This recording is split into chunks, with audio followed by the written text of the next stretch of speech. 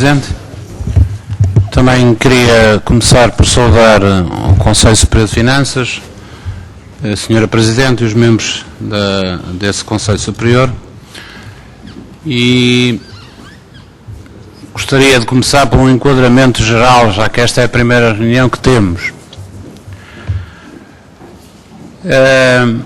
Eu suponho que não está aqui em causa, todos estamos de acordo com isso, a começar por nós próprios, aquilo que pode ser considerado o conteúdo bem intencionado deste relatório. Admitimos que é feito com boa intenção,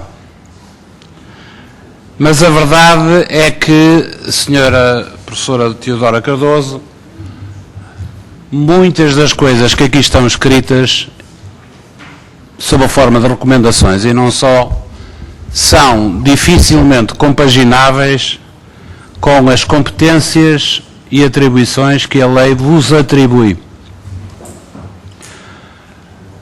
Há algumas, e talvez seja melhor dar exemplos para nós nos percebermos.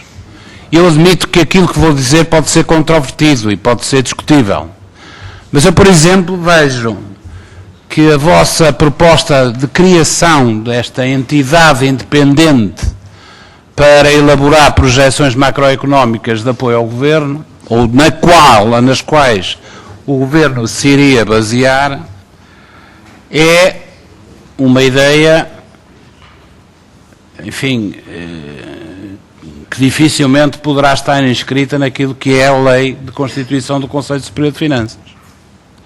Como, por exemplo, a recomendação, a sugestão de que o Parlamento deveria proceder a uma nova revisão da Lei de Enquadramento Orçamental e, simultaneamente, o Conselho auto-oferecer-se para elaborar um estudo relativamente a essa Lei de Enquadramento Orçamental. Enfim, eu julgo que também é dificilmente compaginável com o espírito e a letra da lei que vos constituiu. Já não digo a referência ao momento da votação dos limites da despesa, em que o Parlamento deveria ser feito na primavera, porque essa é também, teoricamente, uma recomendação, uma alusão, digamos assim, que dificilmente seria compaginável com a lei, embora eu julgue que isso está ultrapassado, porque é isso que nós estamos a fazer e é isso que nós vamos fazer na própria sexta-feira. E, portanto, isso já está assumido no próprio contexto da lei. Eu digo na sexta-feira, porque na sexta-feira nós vamos votar a proposta de lei 56 e, portanto, vamos votar, de facto, os limites que estão inscritos nessa proposta de lei. E queria enquadrar estas referências dificilmente compagináveis com aquilo que é o espírito e a letra da lei, com aquilo que é muito do debate que contextualizou a criação desta comissão, deste Conselho Superior de Finanças. Há muita gente, aqueles em que me insiro, e não só, muita gente com nome na praça, passa a expressão brejeira, que entendia que o Conselho Superior de Finanças é um órgão, ou, se quiser, um órgão desnecessário, por duas razões fundamentais. A primeira, porque é um órgão redundante. Nós percebemos que aquilo que é este relatório é um relatório que, pelo menos, há dois órgãos, que formularam análises sobre, enfim, o mesmo tema, o documento de estratégia orçamental, ou, se quisermos, o programa de estabilidade e crescimento / documento de estratégia orçamental, a saber, a UTAU, que já elaborou dois relatórios extensos, completos, com uma análise técnica vastíssima, pode dizer-se, sobre este documento e sobre a proposta de lei 56, e também aquele que é o relatório que está, salvo erro, em aprovação hoje, no âmbito do Conselho Económico e Social. E ninguém pode acusar os respectivos relatores de menor independência. Nem ninguém pode acusar os respectivos autores destes relatórios de menor competência técnica. Por exemplo, o Dr. Carlos Marinheiro, a quem aproveito para cumprimentar, não é mais independente pelo facto de ter transitado da UTAU para o Conselho Superior de Finanças. Nem é menos capaz e menos competente por ter transitado, nem perdeu competências, por ter transitado da UTAU para o Conselho Superior de Finanças.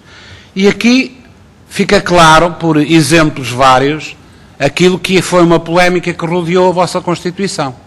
Constituição como Conselho Superior de Finanças. O outro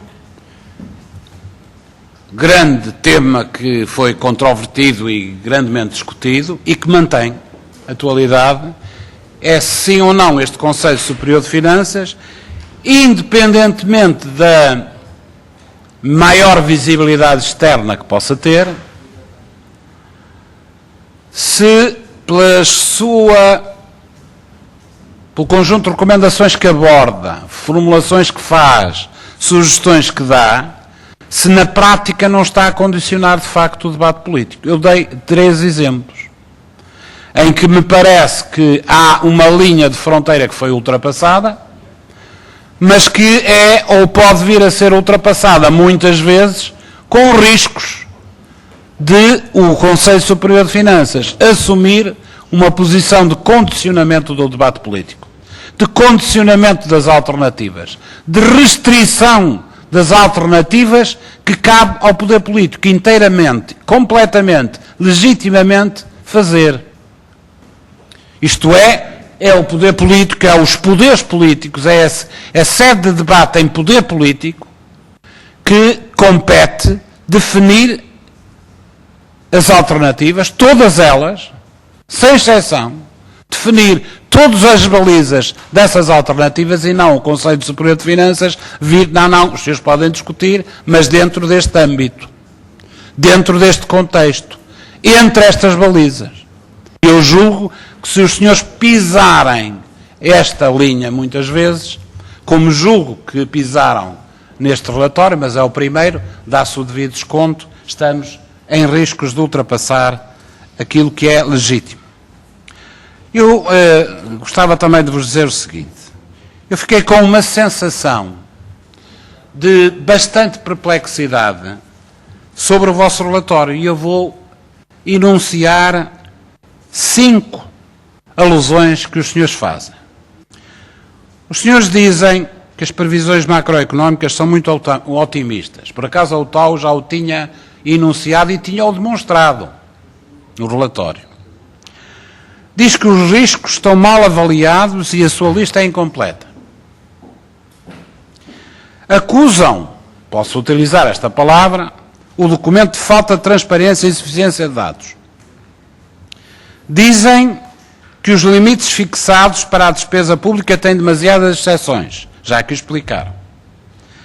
Não apresentam valores em contas nacionais, também já tiveram várias alusões sobre isto. No entanto, terminam dizendo com uma ideia que é depois transmitida mediaticamente, de que, eu já não direi que nos últimos anos Portugal apresentou um desempenho notável, mas, por exemplo, tecendo elogios ao DEL, à estratégia de ajustamento que tem vindo a ser seguida, dizendo que essa estratégia tem sido apropriada. Custa-me, e esta é a sensação de frustração que eu tenho, como é que com todas aquelas críticas, lacunas, algumas justificadas que os senhores aqui já apresentaram e justificaram pela voz da professora Teodora Cardoso, como é que são capazes de concluir e dar uma imagem tão favorável daquilo que é a linha de ajustamento. Sabem o que é que corre o risco este relatório, senhora professora Teodora Cardoso? Eu digo-lhe isto com a frontalidade e olhos nos olhos. É que este relatório é feito em condições excepcionais, é verdade, mas eu preferiria que isso fosse assumido de uma forma muitíssimo mais clara, muitíssimo mais frontal no relatório, porque com uma tal quantidade de ausência de respostas e de questões que vocês colocam, não é possível concluir aquilo que vocês concluem de uma forma tão lapidar e clara. E, portanto, também questionam vocês próprios, por esta contradição interna deste relatório. É questionável. Eu sei que o vosso desejo é dar boa imagem externa, mas o problema é que, ao tentar dar boa imagem externa, perdem uma coisa que esteve na base da vossa Constituição. É aquilo que pode dizer-se a imagem de independência. A imagem de independência. Então, a doutora Teodora Cardoso disse há bocado o seguinte: há muitas das projeções internacionais que são questionavelmente independentes também. Há razões para isso. Ora, se os senhores produzem um relatório baseado numa tal quantidade de imprecisões, dificuldades, sobre um documento, não é, naturalmente, que esse documento traz, como é que é possível concluir dessa forma tão notável? E esta contradição não abona nada relativamente a duas coisas que estiveram na base da vossa criação. Primeiro, o conceito de independência. Segundo, o conceito de rigor, que eu não ponho em questão sobre nenhum de vocês. Muito obrigado.